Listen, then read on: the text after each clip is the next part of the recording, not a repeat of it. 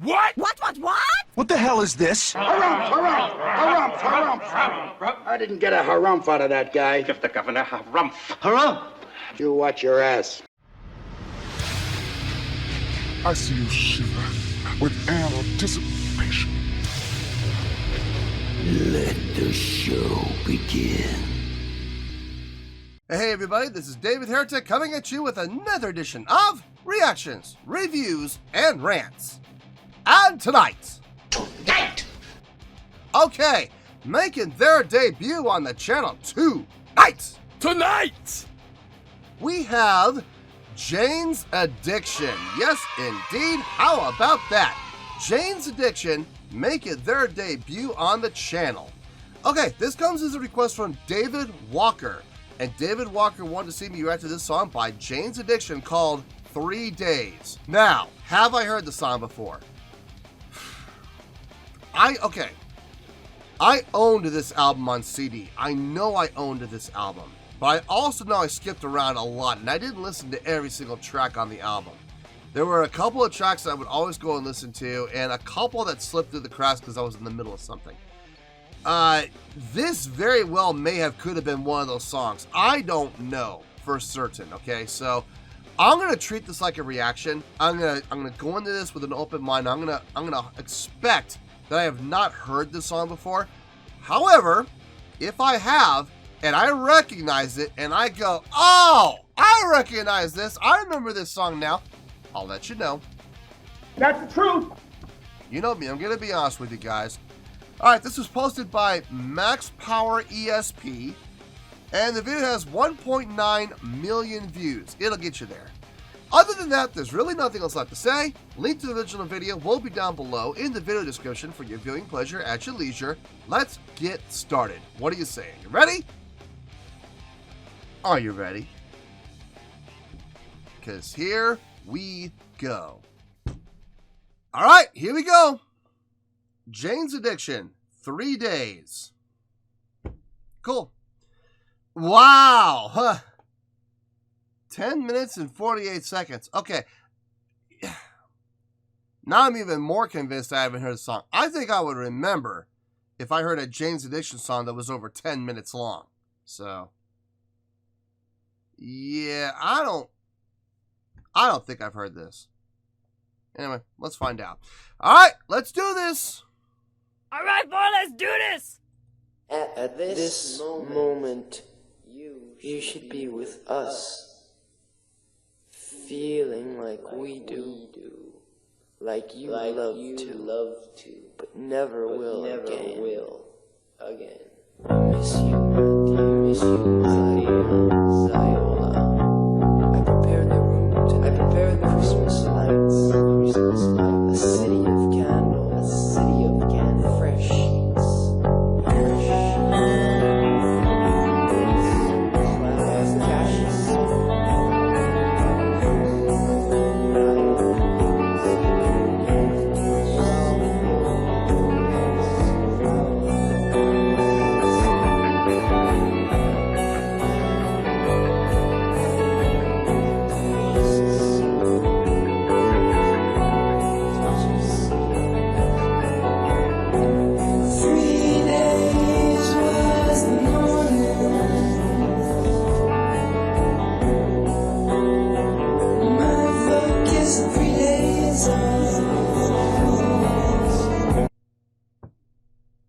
That bass line's cool. I think I've already figured it out. Hold on a second. We're in B, I believe.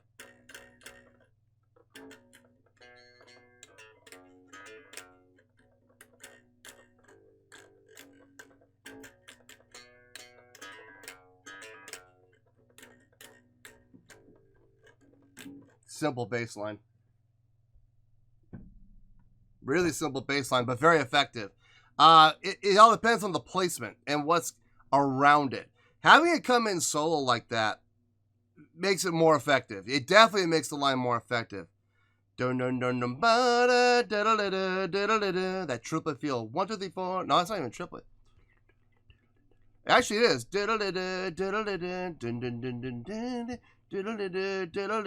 Yeah, it's a triplet feel. Yeah, 6 7 6 5 7 6 7 6 5. Yeah, it's a really easy bass line. It really is. It just makes it more effective because it is coming in on its own. It's coming in by itself. It's having its time to shine. So it makes it more effective. We're in B, which is my second favorite key. Love B. It's got a nice slower tempo to it, which I'm digging. I'm digging that. Yeah, so far so good. Let's keep going here. Let's see where this goes.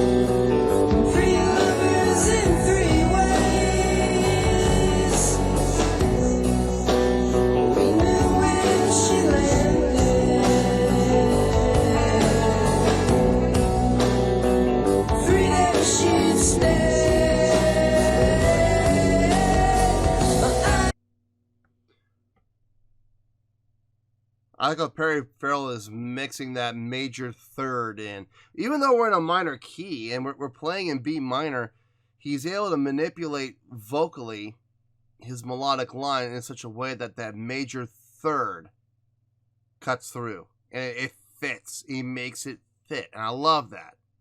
I've always liked that about Jane's Addiction's music. I've always enjoyed that. Whenever he's able to do it and pull it off well, like he's doing right here. Yeah, putting that major third in. It's always nice. It's always nice. It has that, like, I don't know if it would call it resolution. I don't know if I would call it that. I don't know if it would actually resolves, because it's in the middle of a phrase usually. Usually. Now, there are the times on occasion where he does put the major third at the end of the phrase, and there it resolves there. But to have it put the major third in the middle of the phrase and have it give it that resolution feel without actually resolving, it feels good. It does.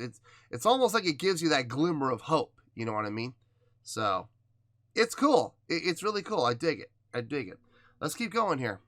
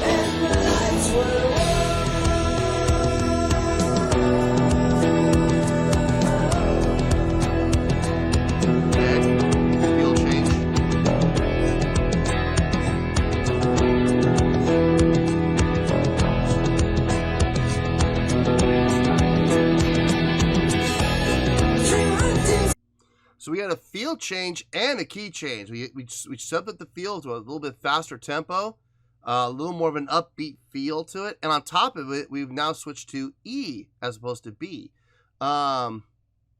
Interesting. Interesting. Nice approach. I like it when bands do that. I like it when bands are able to throw those little changes in there.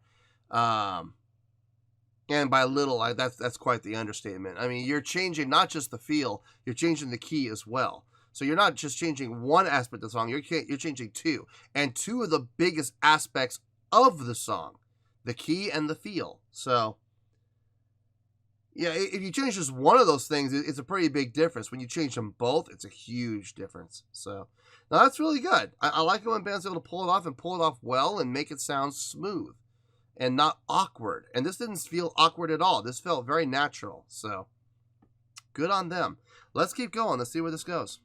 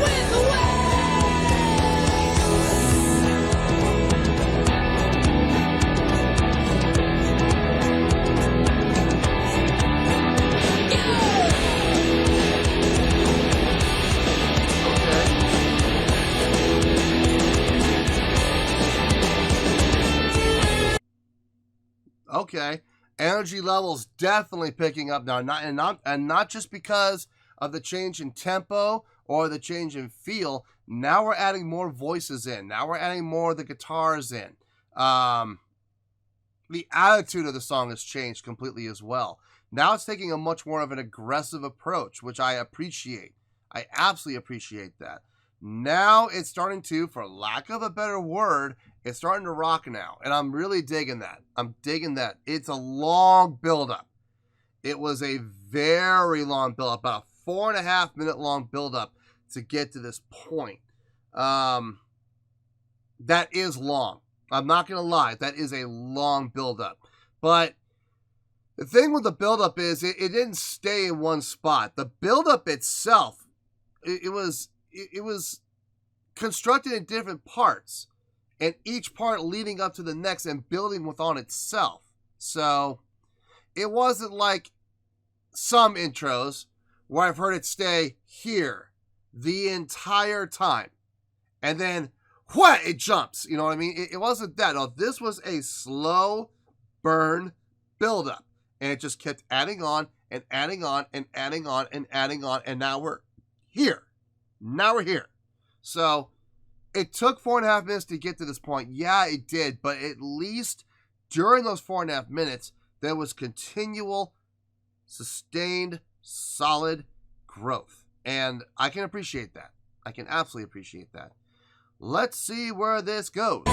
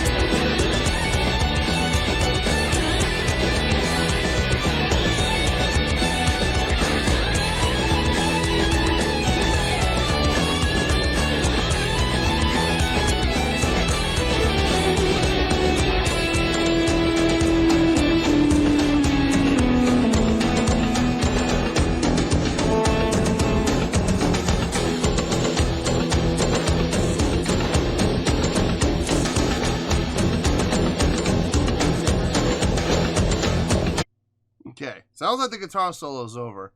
Sounds like we're going to some sort of a percussion break, which is interesting. Guitar solo was nice. Good use of dynamics. I like the tone they were using for the solo there. Not overly high end, like I've heard a lot of other guitar solos go, where, you know, to make themselves, you know, make their solo patch stand out from their rhythm patch, they just crank up the highs. God, that is the absolute worst thing in the world you can do. I hate it when guitar players do that. Like, definitely increase your highs. Yes, yeah, you should do that, but there's other things you could do. For starters, how about something a completely different distortion patch? How about instead of using your standard tube overdrive patch, how about you go with more of a, I don't know, maybe go with a tube patch, but maybe a different configuration. You know, maybe or I love those guitar players that have those really thick guitar tones, and then when they go and do their solo, all they do is crank the highs on that thick guitar. And I'm like, how about you change it up? And how about you go from, you know, maybe a solid state, you know, sound like that. How about you say you go to a tube sound, something a little more shaped, you know, not so thick. But I don't know if it's because they don't know how or if it's just laziness, but I've heard a lot of guitar players do that, where they just say, okay, well, for our guitar solo, we're just going to crank the high end up.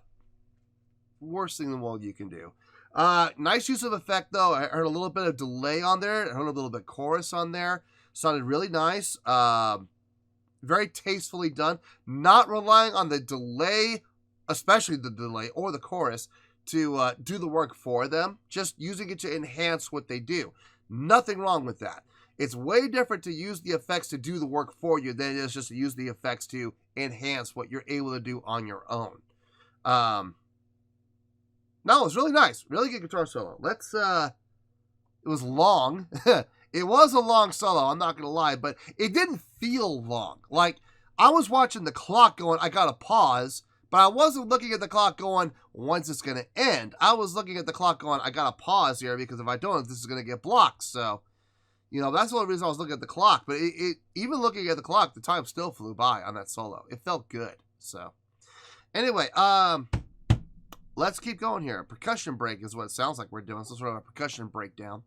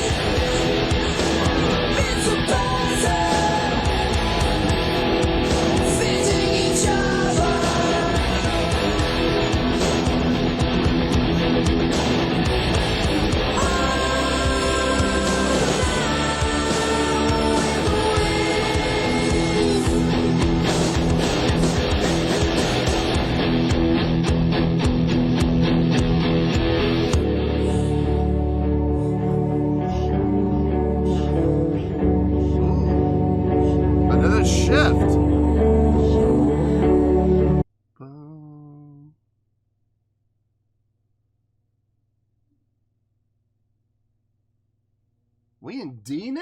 Wait a minute. Wait. No, it's not D. No, it's D sharp. Okay. I was like, that's not D. That doesn't sound like it went down low enough to go to D. But we're in E sharp. Or E sharp. Yeah, right. No such thing as F. No, but we're in D sharp now, which you know, can move it down a half step. Nice little change up. Felt good. I liked that build up right there. The last like 2 minutes, that was awesome. Loved that part. Got that chunky sound, jun jun jun jun jun jun, and bass and guitar right together. right with the drums. Felt good, man. Just straight ahead, just jun, jun, jun, jun, jun, jun, jun, jun. Simple. Very simple, but very effective. And I've always said that on this channel. Simple can be effective when it's done properly. That was definitely done properly. Bringing us out of that percussion breakdown, bringing us back into that straight ahead rock feel. Great way to do it. And it was done very effectively. Very well done. Let's keep going. Let's see where this goes.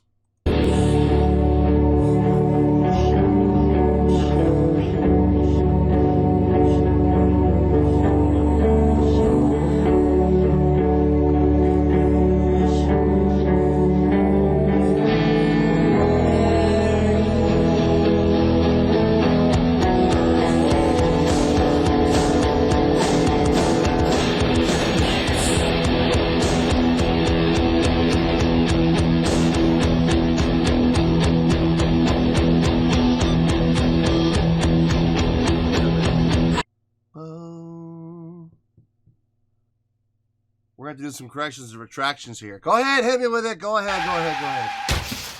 Corrections and retractions. Okay. I'm not sure what's going on here with this recording. I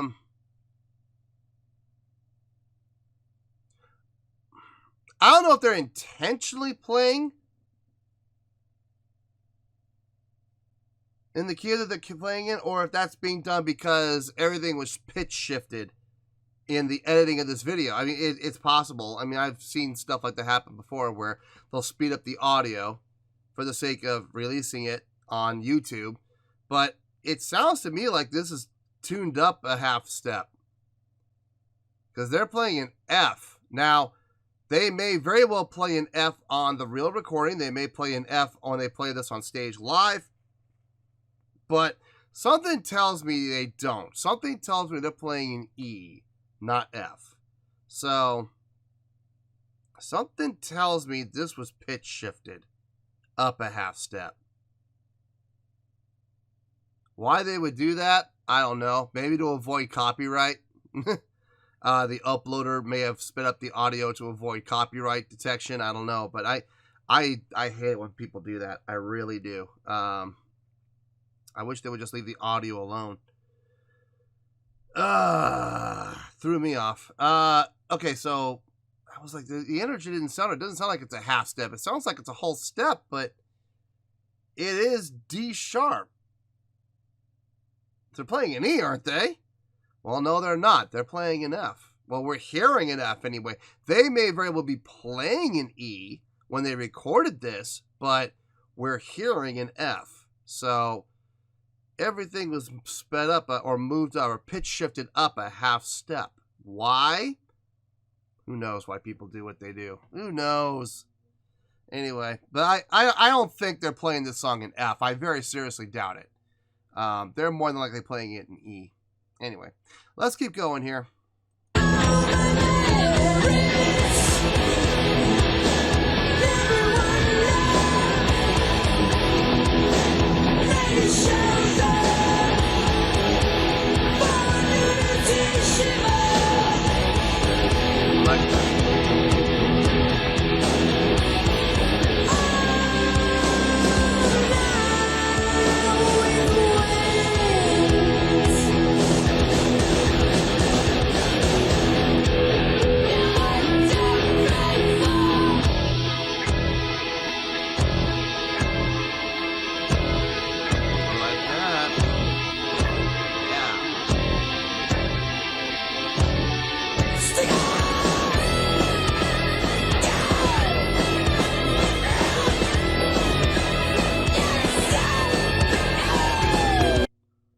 I like the feel here. I really do.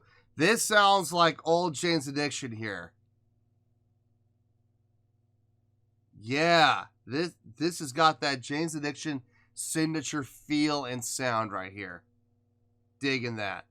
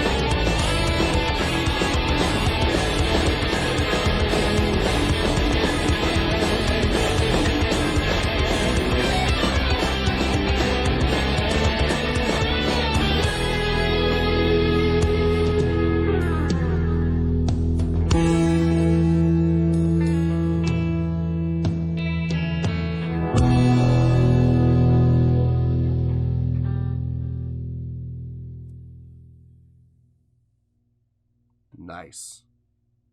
Man, I kind of kicking myself right now. I wish I had listened to this back in the day. I really do. I had the album. I skipped around. I never listened to this track, and I'm really kind of kicking myself now, kind of wishing that I had. But at the same time, if I had, then I wouldn't be doing it here on the channel. So it's kind of a catch-22, you know? It's a double-edged sword. Let me think about this, and I'll see you in the review. We're going to talk about it. Well, there you go, folks. That was Jane's Addiction with 3 Days. This was a request from David Walker. All right. On a scale of 1 to 10, I'm going to give that an 8.6. Yep, 8.6. I feel good about that score. Let me tell you why. Why? You know, it's funny. I've had that album for a number of years.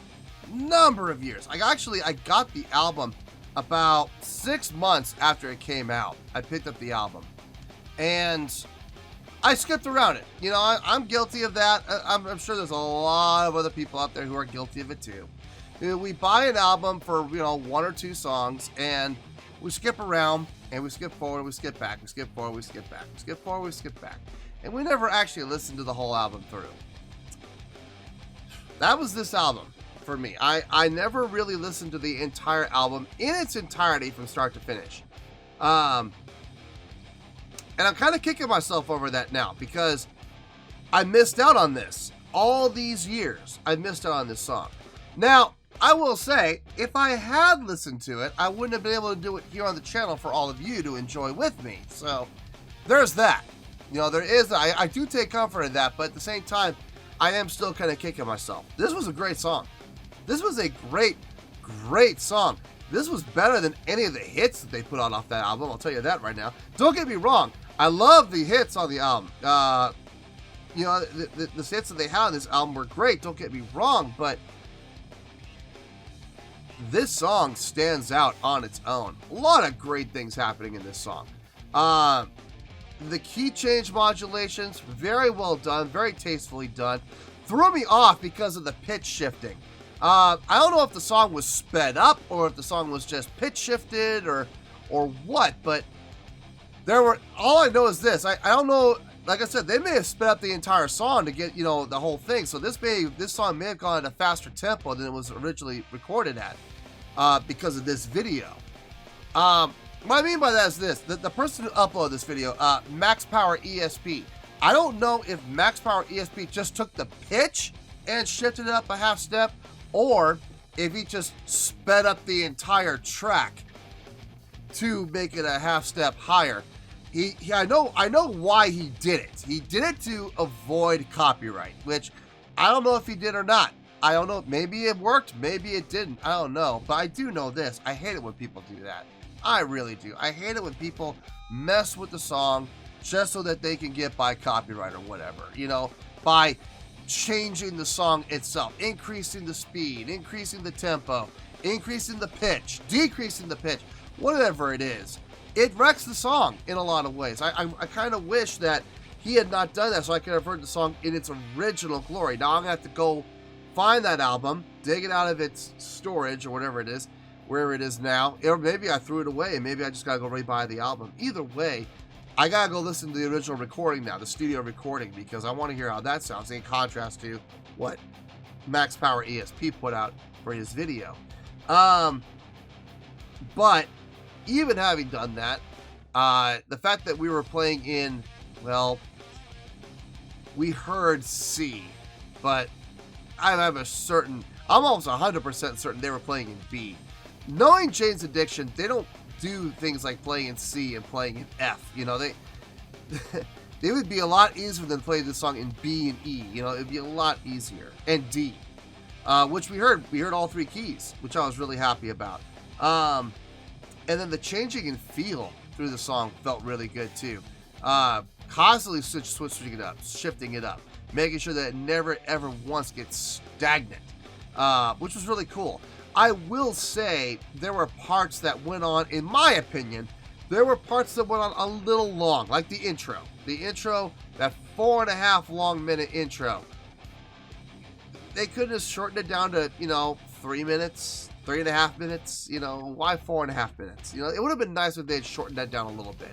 Or made your first shift in feel change happen somewhere in the middle of that. You know what I mean? Like at the 2 to 2.5 minute mark, shift the feel. Change up the feel a little bit. That would have been a lot better than, just the 4.5 minutes of no change. So, but even then, even with that 4.5 minutes, no changing in the feels, but building dynamically and in layers, and I can appreciate that for sure. So it was never the same thing for too long. It just there were certain segments that were just too long in general. But overall, very enjoyable song. Great guitar work. The drumming on this, very nice, especially that percussion breakdown. Really nice, really tastefully done. Some really nice directions he went there with that. The bass playing on this, very simple but very effective. I was able to figure out the bass line for that intro pretty quickly. It wasn't difficult at all. But rock solid, absolutely rock solid. You cannot knock it. Vocally, Perry Farrell doing a fantastic job vocally, as always. He is a fantastic vocalist. I feel like he often does not get the credit that he deserves as a vocalist. He's a very, very talented vocalist, and we got to see some of that talent in this song. The constant addition vocally of the major third and putting it and applying it into a minor mode. Really cool. Really cool. I love it when people do that. Usually we hear those major thirds. When people normally do that, you'll hear at the end of phrasing, so as a resolution. Perry Farrell, on the other hand, will take a lot of those major thirds and put them in the middle of phrases. And he does that in a way that it's not a payoff, but it's like, I can't even describe it, honestly. I'm trying to think of an analogy to describe how that contrasts, and I can't think of it off the top of my head, but it feels good nonetheless. It feels really nice. And he does it, he'll go into that major third and then come back up to the fifth, where it fits in the minor, or he'll go from the major third down to the minor third, back up to the major third, up to the fifth or the fourth. It sounds really good when he does that too.